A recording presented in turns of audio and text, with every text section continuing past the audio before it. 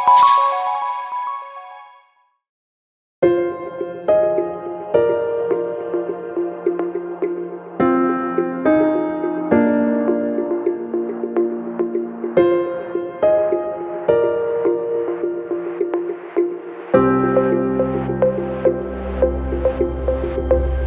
veux t'encourager l'église, de comprendre que ceux qui sont dehors, bien aimés, ce sont des malades. Ils ont besoin de venir à l'église. Le Seigneur est venu pour les malades. Le Seigneur est venu pour ceux qui ne sont pas justes.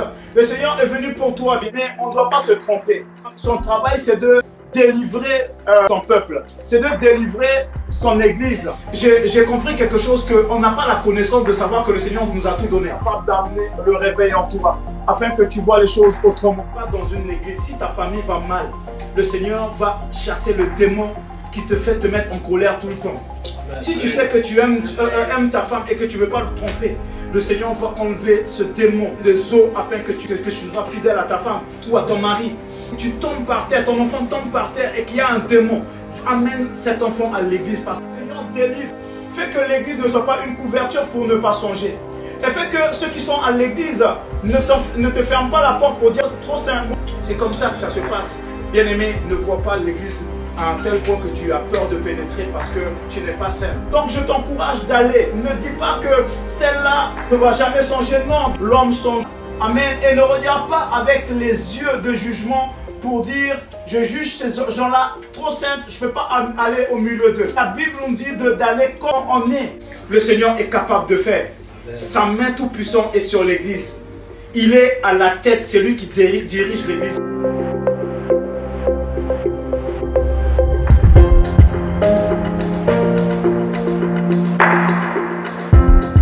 Que Dieu s'attend à ce que lorsque nous passions par certaines épreuves, que nous puissions reconnaître notre faiblesse et de pouvoir nous relever maintenant dans sa puissance.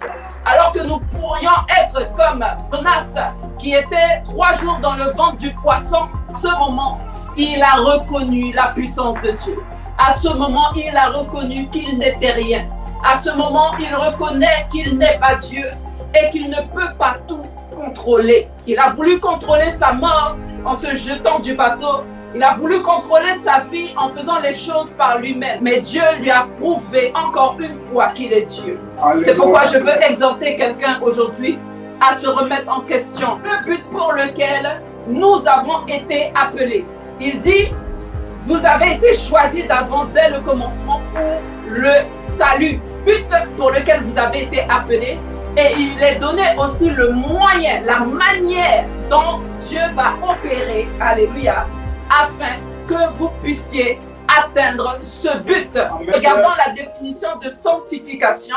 Il est dit que c'est un processus par lequel une personne est libérée, une personne est sanctifiée, purifiée et délivrée de péché.